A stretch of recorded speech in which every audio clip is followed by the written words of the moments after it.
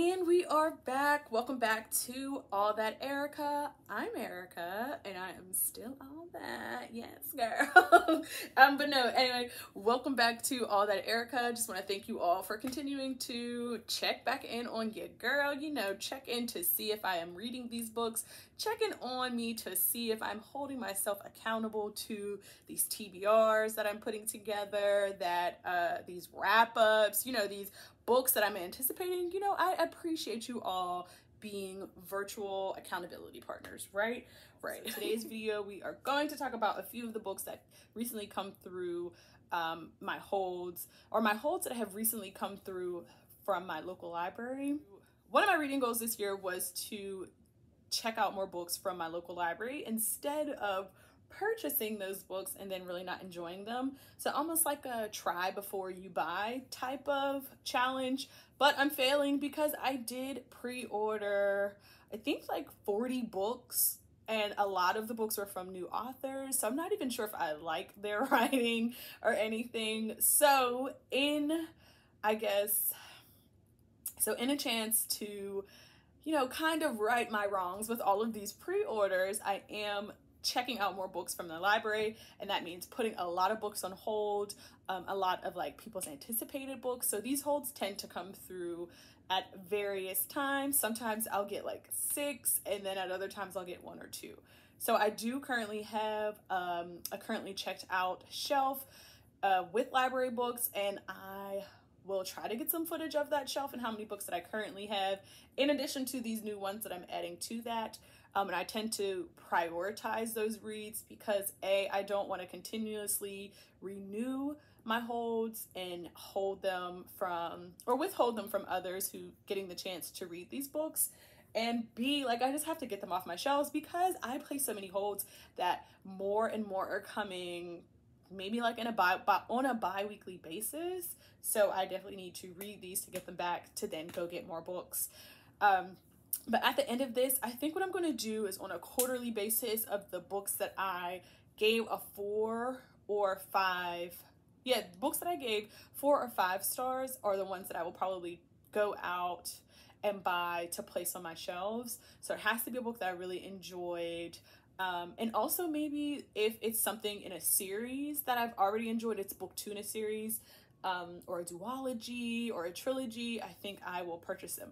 But I don't know, we will narrow those, or we will nail those rules down at a later date. If I do think of something, I will maybe input a clip here of my horrific writing. Maybe I'll type it so it's easier to read, but I will put it input a clip here of the rules of my library savings, but not really savings challenge, right? All right, so let's get to it. I have, I think, 6 books. Yeah, 6 books here that recently came through. What I'm going to do is read the synopsis, tell you the release date, and then I want to read the first line of each book and make a prediction to see if I will enjoy this book or not based off the first line, right?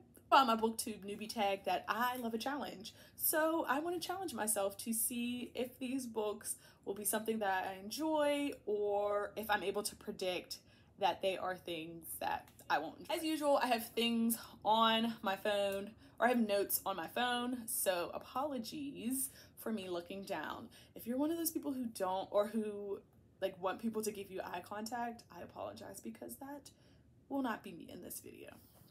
All right, so let's get to it. First up, we have, oh, there's a glare. Extasia, I think is how you say it. Extasia by Claire Legrand, I don't know. And this one was released last month, this one was released on February 22nd. And it says, one of BuzzFeed's great, no, I'm not even gonna read that.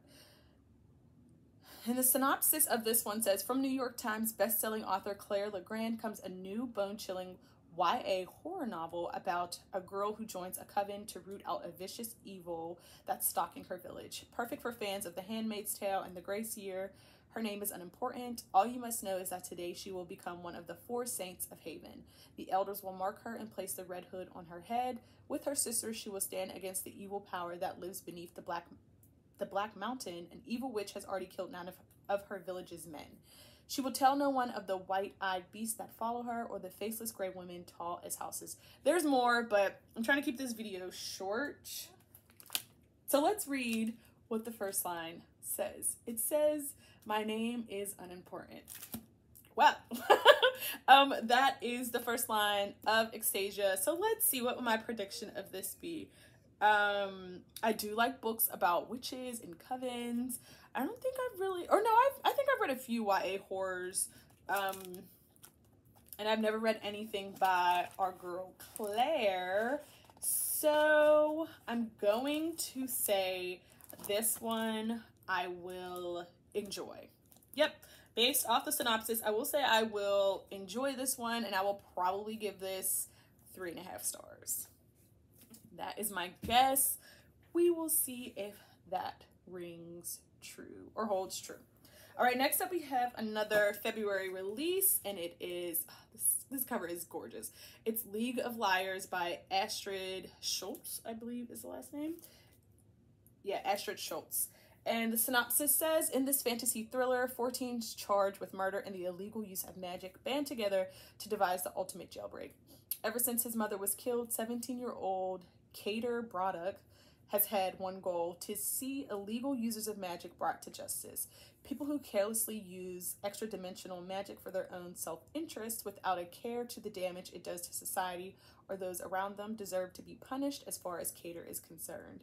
Because magic always has a price. So when Kater lands a once-in-a-lifetime opportunity to apprentice under a premier public defender, he takes it. If he can learn all the tricks of public defense, the better he'll be able to dismantle defense arguments when he's a prosecutor.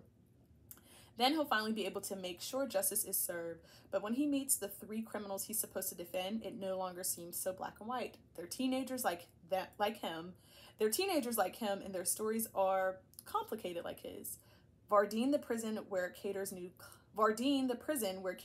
clients are incarcerated, also happens to be at the very heart of the horrible tear in the veil between their world and another dimension where all magic comes from. Ooh, okay, so let's see what this first line is. And this one's kind of weird. So it has like some script there, and then it has like government. I don't know if you all can see that, but the hierarchy of government. Wow, this has a lot of stuff before it gets to, okay, so chapter 1, it says, becoming a criminal is a choice, my father would say. Bam, boom, bam. Okay, so all right, so for this one, I think I am going to give this 4 stars, and mainly because it has a mystery. I don't know about the fantasy elements in it, so we'll see how that comes together for me, but I think I'm going to give this 4 stars, mainly because I'm not a huge fan of multiple POVs. Your girl just tends to get confused at times and like forget whose POV I'm reading. So if it's easy to follow along, sometimes I enjoy them, but sometimes like if the characters are too similar, I just like confuse them for one another. So we're going to see if I will enjoy that one or not, but I'm guessing 4 stars. All right, next we have short stories collection. So this is the last Suspicious Holdout. Ooh, that is like a tongue twister, by Lady Hubbard. And this one was released on March 8th, and it says the critically acclaimed author of The Rip King returns with an eagerly anticipated collection of short stories, including the title story written exclusively for this volume that explores relationships in a Black neighborhood over the course from the late 1980s to the eve of Barack Obama's inauguration. The 12 stories in the last Suspicious Holdout, wow, that's a tongue twister, and other stories capture powerful and poignant moments in the everyday lives of African-American families, friends, and neighbors, taking place in an unnamed sliver of southern suburbia in the years spanning from the beginning of the Clinton presidency to the eve of Barack Obama's election. Each of these exceptional works of short fiction explore how the inequities of our society and the criminal justice system, education, and healthcare, as well as issues like the war on drugs, shape and scar ordinary lives in deeply personal ways. And then it goes into some the story titles. So I don't usually read short story collections, but I did enjoy The Rib King by Lady Hubbard, and I think just the premise of the short stories is something that I want to read. I'm really interested in like generational changes, so I'm really curious to see how these stories will just chronicle how moving from the Clinton presidency all the way up until the eve of Barack Obama's presidency, how that impacted that one community. So yeah, this one seems really cool. It is super short. I think it's 207 pages. And let's just read the first line of the first story, which I think is titled Flip Lady. And this was, I guess, chronicled 1992. So it says, history, Raymond Brown hears the sound of laughter. I don't know. I don't get a lot from that, but I think for this, I think I'm going to give this 5 stars. Just the premise, and my love of generational weaving and tales and following people throughout generations. I'm pretty sure I'm going to give that one 5 stars. All right. Next, we have The Rumor Game by Sona Patra. Wow, I'm sorry, I butchered your last name, Sona. And Danielle Clayton, and this one was released on March 1st. First, this cover is gorgeous. I love purple and yellow, and this just like yellow, gray, and black. I don't know if this horrible camera quality that I'm working with right now is picking up on the beauty of the cover, but yeah, it's just a bunch of like text alerts on the cover, crossing out faces. There's also 2 people on the back with like an online poll. So I'm assuming this has a lot to do with social media and maybe like teenage high schoolers, teenagers, and how social media, can ruin someone's life, right? Or how rumors are spread on social media. But let's read the actual premise instead of Erica sitting here guessing and running her mouth and probably, somewhat off base on what this is about. It says, all it takes is one spark to start a blaze. At Foxham Prep, let's restart that, right? All it takes is one spark to start a blaze. At Foxham Prep, a posh private school for the children of DC's elite, a single rumor has the power to ruin a life. Nobody knows that better than Bryn. She used to have it all, the perfect boyfriend, a bright future in politics, and even popularity thanks to her best friend, cheer captain Cora. Then one mistake sparked a scandal that burned it all to the ground. Now it's the start of a new school year, and the spotlight has shifted. It's geeky Georgie, newly hot after a summer's makeover, whose name is on everyone's lips. When a rumor ignites, Georgie rockets up the school's social hierarchy, pitting her and Cora against each other. It grants her Fox some stardom, but it also makes her a target. As the rumors grow and morph, blazing like wildfire through the school's social media, all 3 girls' lives begin to unravel. But one person close to the drama has the power to stop the gossip in its tracks. The question is, do they even want to? So it sounds pretty much like what I thought. We're at an elite prep school. There's rumors being spread, a geeky girl makeover, which I don't know how I feel about that trope. But yeah, it looks like social media is going to have a huge play in the rumors that are being spread. So let's see what this one, did you say that? This one has content warnings, which it says, this book explores issues of bullying and cyberbullying, sexual abuse, assault, weight loss, self-harm, body image, and fat phobia, and racism. So those are the content warnings for this one. And okay, so this looks like this is going to be a mixed media book. So we have a definition of rumor, and I don't know if I want to use that. And then we have an email about an online petition with the subject that says, stand with the student body, move up special election. So I'm wondering if someone is getting elected, but I'm going to go off of chapter 1 with Bryn. And it says the thing about this year is that I might do anything to get my old life back. Oh, that sounds really sad and upsetting. But yeah, I don't know how I'm gonna feel about this one, but I do like just the different media things, mixed media things in here. Like this is like a from a cell phone. I don't know if you can see that. Yeah, I don't know. I like the mixed media things in here. We'll see. This again looks like, oh, this is really cool. This is going to be multiple POVs again, and I hope I'll be able to tell the characters apart. And also, I think this is like the second book that I've read that was written by two authors. And I believe I read something by Danielle Clayton before. I don't know. If I have, I'll put yes or no on the screen. And I definitely haven't read anything by Sonia. Yeah, I definitely haven't read anything by Sonia. So we'll see. I don't know. Are they two different writing styles? I'm going to give this one 3 stars. Again, the multiple POVs may be something that trips me up if the characters aren't written. Like if they are similar, then I will probably confuse them for each other, but we'll see. I'm going to say I'm giving this one 3 stars. All right, we have 2 more to go here. Next, we have The Quarter Storm by Veronica C. Henry, and this one comes out, this one came out, excuse me, March 1st. This is book number 1 in the Mambo Reina series. And the synopsis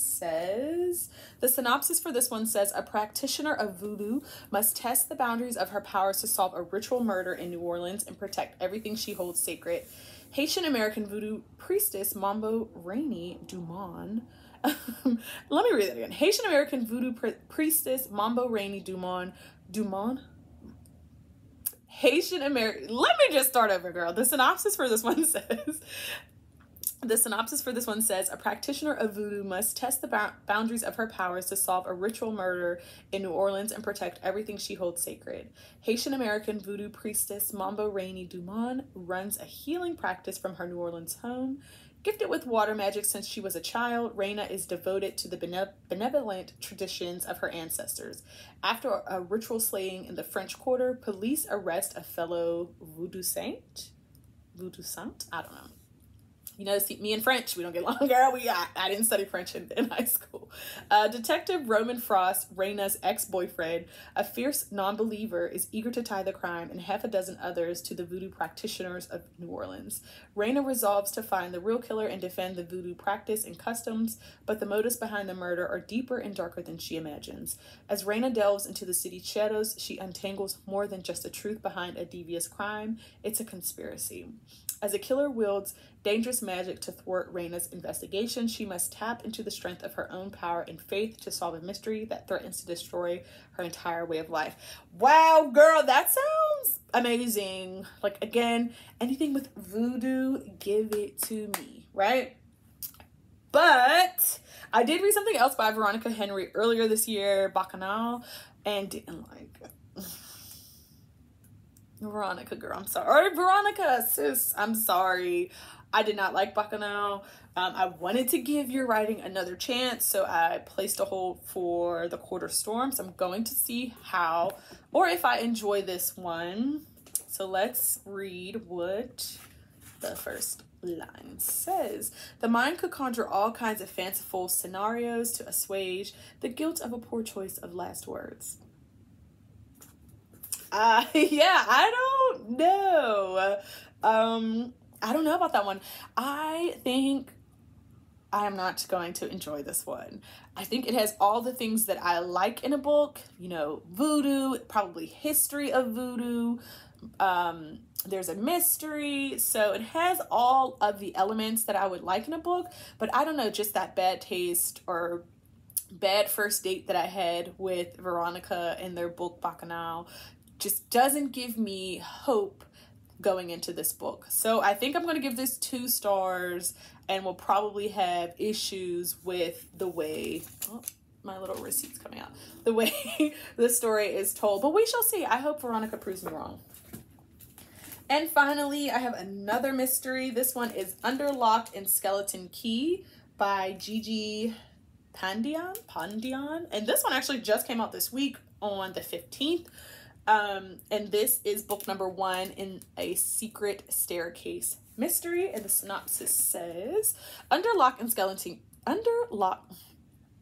the synopsis for this one says, under lock and skeleton key layers architecture with mouthwatering food. Food again. Maybe I will do a reading vlog with, look at me getting sidetracked. Maybe I would do a reading vlog with this and Homicide and Hollow, however you say it, because they both seem like they're going to be cozy mystery. Well, I definitely know that's a cozy mystery, but cozy mystery and food. Let me read down the synopsis. See, I'm getting sidetracked. Under lock and skeleton key layers architecture with mouth-watering food in an ode to classic locked room mysteries, an impossible crime, a family legacy, the intrigue of hidden rooms and secret staircases. After a disastrous accident derails Tempest Raj's career and life, she heads back to her childhood home in California to comfort herself with her grandfather's Indian home cooked meals. Though she resists, every day bringing her closer to the inevitable, working for her father's company.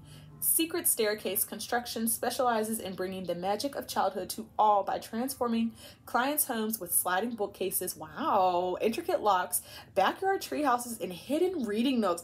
Girl! When Tempest visits her dad's latest renovation project, her former stage double is discovered dead inside a wall that's supposedly been sealed for more than a century. Fearing she was the intended victim, it's up to Tempest. Fearing she was the intended victim, it's up to Tempest to solve this seemingly impossible crime. But as she delves further into the mystery, Tempest can't help but wonder if the Raj family curse that's plagued her family for generations, something she used to swear didn't exist, has finally come for her. Wow, Erica, 10 hours later. It took me forever to read that synopsis because I just kept getting tripped up over, you know, all of the things that were shared. So I'm excited to read this one. Let's see what It says, Tempest Raj tested the smooth hardwood floor once more. Wow, girl, that don't give me nothing. But yeah, I'm excited to read this one. I'm not sure how many books will be in this series, but I'm hoping this is a good series that I will start and will continue with over the next couple of years, depending on how many books are set to come out. But yeah, I'm excited for this one. I think I am going to do a reading vlog with this and Homicide and Hollow. You know, just a little cozy, let's get cozy and nosy and try to solve a mystery together reading vlog. But, oh, I didn't say my prediction. I think I'm going to give this one, I'm going to give it 5 stars. I don't know. It just has everything in it that I want. There's a mystery, homegirl and her family. There's a curse maybe in her family. Again, with the generations. And I don't know, just reading that synopsis, I'm going to give this one 5 stars. All right. And that is it. My books just fell over. That is it for today, guys. I hope this one wasn't too long to get through, but I think that this is going to be a new project for me to challenge myself to read all these library books. I'm going to guess what I'm going to give them a rating and turn back to see if I was correct with my predictions. That's all I had for you all. I hope you all enjoyed the rest of your day, evening, weekend, whenever you are watching this. And always be sure to like, comment, and subscribe. And let's have a conversation in the comments. What are some things that you're checking out from your library? Do you think you would like any of these books? And do you want to join in on this lovely library savings challenge, but not really saving money? Because I will probably buy the books that I like and place them on my shelf. So am I really saving myself any money? Probably not. But until the meantime, y'all, I'll catch y'all in my next video. And have a great day. And we are going to take a moment to allow my dog to bark, to get it all out, you know? He has to scare, who knows? I don't know. What time is it? The mailman has already come and gone, so we do not know what our dear Zeke is barking at. But we will allow a moment of silence for our dearest Zeke to express his opinions, to get his voice out, right? Is he finished? Yes, it sounds like he's finished. Okay.